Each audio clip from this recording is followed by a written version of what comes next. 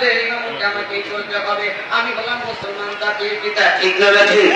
জোরে বলেন ঠিক না বেঠিক? আমি হলাম মুসলমান জাতির পিতা, মনে হয় আজকের নামাজের ইমামতি আমাকেই করতে হবে।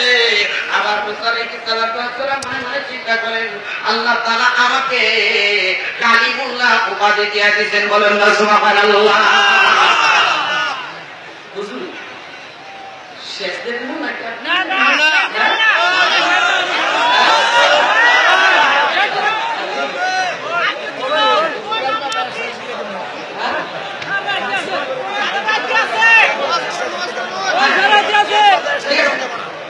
সম্মানিত উপস্থিতি,